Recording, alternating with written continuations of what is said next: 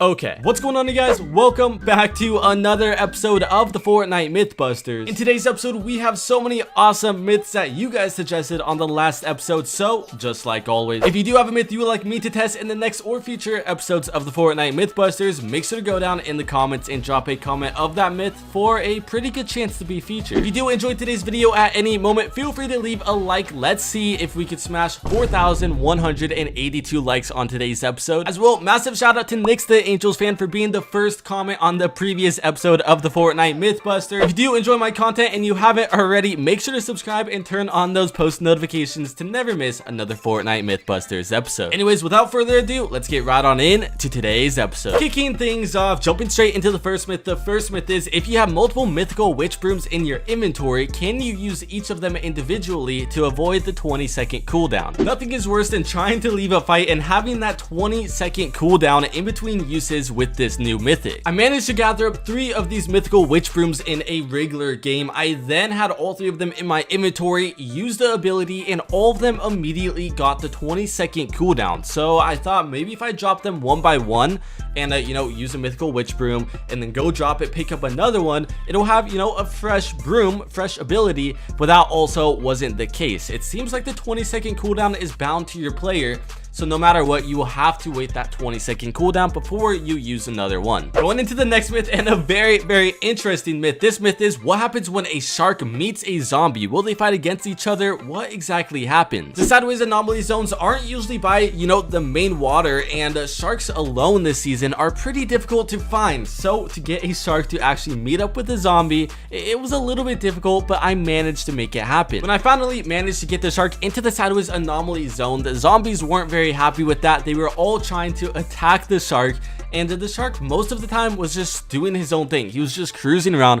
But the times that the shark did go face to face with a zombie, he would actually do damage, and they do fight. The sharks have so much health that the zombies do barely anything to it, and the shark will literally eat them in one bite. The shark will also manage to, if he does run into it, he will damage the cubes that will spawn the zombie creatures and do a little bit damage to them, but they don't directly target on them. It's just kind of, if they run into it, it'll happen. Going straight into the next myth. The next myth is, will the anti-gravity effect make you launch any higher than normal with the sideways scythe? Unless you eliminate a player, the only way to find the sideways scythe is inside of the sideways anomaly, and in the sideways anomaly, you already have the anti-gravity effect. When testing this myth out, I tried it both inside the sideways anomaly zone, where I have the anti-gravity effect, as well as outside of it, and I launched at the just about the exact same spot. Obviously you can't do the same because one's in the anti-gravity effect, the other isn't, and the anti-gravity effect will actually affect your launch. You'll float up in the air for just a split second longer, not too much longer where it makes too much of a difference,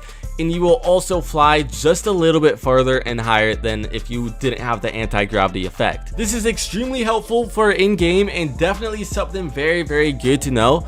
The anti-gravity effect, it can make that much of a difference in a fight, trust me. Going straight into the next myth. The next myth is a Caretaker's laser strong enough to destroy through armored walls? So the Caretaker that was recently introduced for Fortnite Mythbusters 2021, one of its abilities, or I guess attacks, is this laser that'll it'll do a lot of damage. It's gotten me a few times in game. With this laser absolutely destroying builds, destroying anything in its path, will an armored wall be able to stop it, or is that not strong enough either? When trying this out in game, I damaged the Caretaker. That way he would use his laser ability. I then place an armored wall as well as a roof in its way, and it did protect it for just a couple of seconds. I mean, the Caretaker's laser slowly ticked away the health on the armored wall until it fully did destroy it, but it does give you those extra couple of seconds to get to cover if needed. Going straight into the next myth. The next myth is, does the Shockwave Grenade launcher have any effect on the Caretaker? This is a very good myth, and the Shockwave Grenade launcher is pretty common nowadays in at least casual Fortnite. In competitive Fortnite, I honestly don't see it a whole ton, but it's still there. In the case that you do encounter one of these Caretakers and you don't have a launch pad, you don't have a mythical broom, but you do have a Shockwave Grenade launcher, and you don't want to launch yourself away, or your teammate might have one, you might want to be careful, because if you do launch a Shockwave Grenade or a Shockwave Grenade launcher at the Caretaker, it'll do nothing whatsoever. Whether or not he's invisible or fully exposed, the Caretaker is just too big and too heavy for it to do anything to him. Going into the next myth, and a highly requested myth, this myth is, do you take fall damage when you launch with the sideways scythe? Now don't get me wrong, when you have the sideways scythe, it's basically impossible not to launch up into the air a few times. It's just so much fun, and you just smash onto the ground, destroying anything in your path. Next time that you do have the sideways scythe, you might want to be just a little bit more careful, because if you are up a little bit too high, in this case I was like halfway up to build height, but it doesn't even matter, you will still take fall damage, and that could fully eliminate you in a game. So you might want to be a little bit more careful where you launch from. Typically you will find the sideways scythe in the sideways anomaly, so you'll have the anti-gravity effect, so you usually do not have to worry about it when it's, you know, off spawn or whatever. But if you are in the late game, or even, you know, just away from the sideways anomaly, just be a little bit more careful, because you do not want to be eliminated this way. Going straight into the next myth, the next myth is, do you launch further than normal with the mythical witch broom if you have the hot chili pepper effect active? In the previous episode of the Fortnite Mythbusters, we tested to see if you will glide faster with the mythical witch broom while you have the hot chili pepper effect, and that was a pretty interesting outcome. Similar to how we tested out that myth, in this myth I basically compare both clips side by side. One of them I had the hot chili pepper effect, the other I did not. I aimed at the exact same spot in the build, and I used my auto run to glide, and we landed at the exact same location. So even if you do have the hot chili pepper effect active, you won't necessarily glide further than normal. So you might want to wait till you land to use the hot chili pepper or the spicy chug splash. Going into the next myth is, do zombies notice you while you are a shadow from a shadow cube? Typically the sideways anomaly zones aren't too close to the shadow cubes, even after all of the cubes in Fortnite moved around. So this is pretty good to know if you know, you do consume these cubes pretty often. Even while you are a shadow and you go into a sideways anomaly zone, the zombies will still see you and they will still deal damage to you.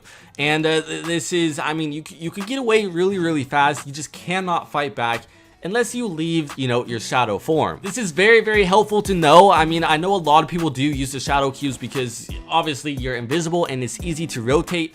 But zombies, they will see you. They will see you. Going straight into the next myth. The next myth is the sideways scythe's dash strong enough to destroy an armored wall in the very first hit? With the sideways scythe, there is actually two abilities. One of the abilities is this dash, which basically allows you to run extra fast for a short period of time, and the very first hit will it'll do some pretty good damage. So the main question here is, will this dash actually do a lot more damage to an armored wall and possibly even make you run through an armored wall on the very first hit? When trying this out in game, I set up a super long runway as well as a short runway. It doesn't matter whether or not you have a whole ton of speed or not. Whenever you go up to the wall, you will do a total of 150 damage, you know, from the dash, from the ability. You'll do the little spin and hit it just about 2 or 3 times. Very highly requested myth, and definitely something good to know. Going into the last and final myth. This myth is, does fire affect the Caretaker? This is actually a very good myth. In-game testing this out, I gathered as many firefly jars as I possibly could, got my inventory full, went to the Caretaker, and before he actually spawned in the zone for the boss fight, I threw a few of these firefly jars